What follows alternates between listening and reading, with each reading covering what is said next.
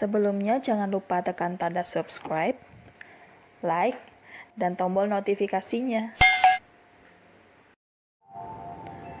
Jika mau membuka kacamata kuda dan melihat segala sesuatu di alam semesta, maka tidak ada hal yang rahasia dan tidak ada hal yang bertentangan.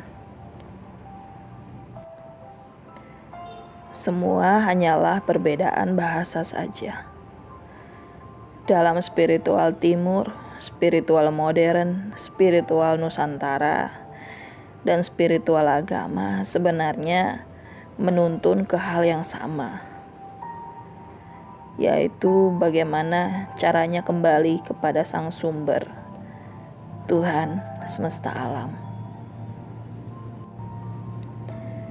Kita mungkin menemukan penamaan dan istilah yang berbeda, tetapi sebenarnya yang dimaksudkan adalah hal yang sama. Sebelum saya lanjut, tolong pindah dulu gigi Anda ke posisi netral ya.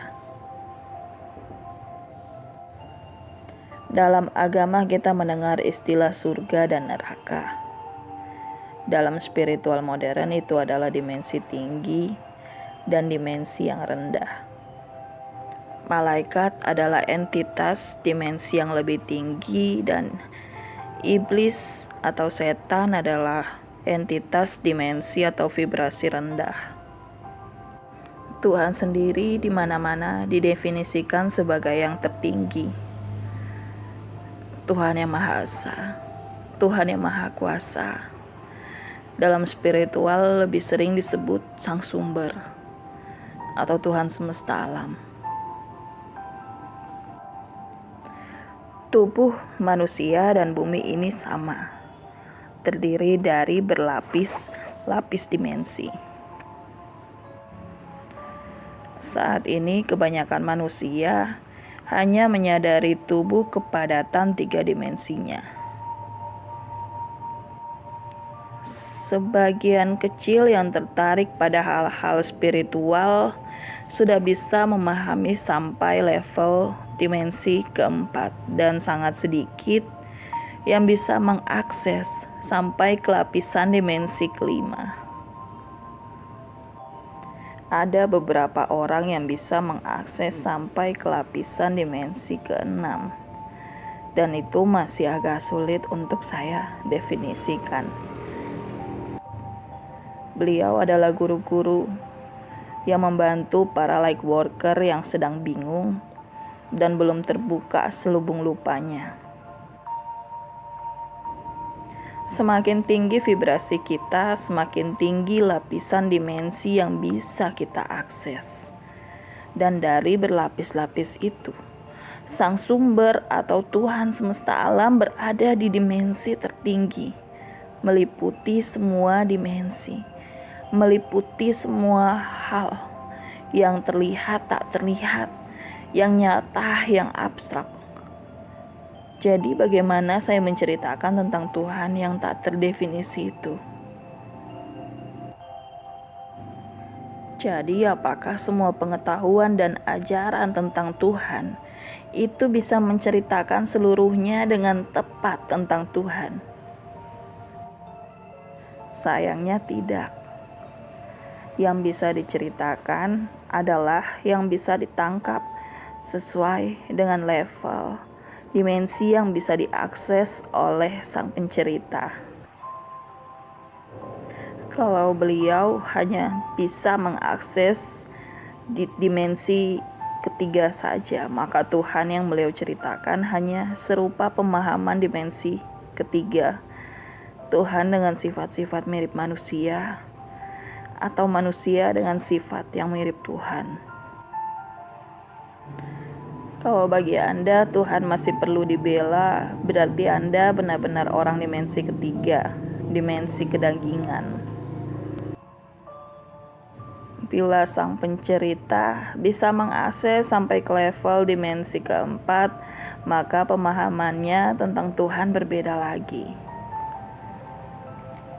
Dan bila sang pencerita bisa mengakses sampai ke dimensi kelima, maka pemahaman tentang Tuhan berbeda lagi. Tuhan adalah kasih, Tuhan adalah cinta, Tuhan adalah cahaya. Saat Anda menyadari Tuhan adalah sang sumber dan Tuhan itu netral, Anda sudah berada di kesadaran dimensi kelima. Pertanyaannya sekarang, bagaimana agar orang-orang dimensi ketiga bisa mengakses dimensi atau kesadaran yang lebih tinggi di dalam diri mereka? Caranya yaitu dengan menaikkan vibrasi. Lalu bagaimana caranya agar meninggalkan vibrasi rendah? Gampang, Anda harus berbahagia, karena bahagia adalah vibrasi yang tinggi. Pertanyaan yang lain, bagaimana caranya agar selalu bahagia? Yaitu dengan melunasi segala karma buruk dan memperbanyak karma baik. Karena itulah mengapa manusia perlu berbuat baik, perlu mencintai dan menyayangi makhluk lainnya. Saat ini para light worker sedang dan sudah mengalaminya. Mulai dari merasakan vibrasi terendah seperti putus asa, kesedihan yang mendalam, kekecewaan, frustasi, merasa bersalah, menyalahkan diri sendiri. Setelah mereka bisa memaafkan dan menerima diri sendiri, berhenti menyalahkan, mereka bisa naik ke vibrasi selanjutnya. Dan kesadarannya pun semakin terbuka.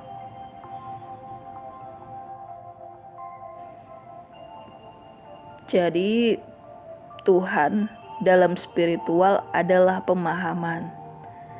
Berbeda dengan Tuhan dalam agama yang adalah cerita atau dogma. Dan hanya boleh dipahami sebatas dogma itu sendiri. Anda tidak boleh memahami Tuhan dengan cara Anda yang lebih berbeda. Kalau itu bertentangan dengan dogma yang Anda percayai, itulah agama. Beda dengan spiritual yang memahami Tuhan berdasarkan kesadarannya sendiri tentang Tuhan. Sampai di sini dulu bahasan kita tentang Tuhan dalam spiritual dan perbedaannya dengan Tuhan dalam agama. Semoga bisa menjawab sedikit pertanyaan dan mohon maaf bila ada salah kata. Saya tidak bermaksud menyinggung atau menyakiti. Hanya membuka pemahaman saja atau bahasa kiasannya, membuka kacamata kuda yang sedang dipakai. Terima kasih. Sampai jumpa di pembahasan berikutnya.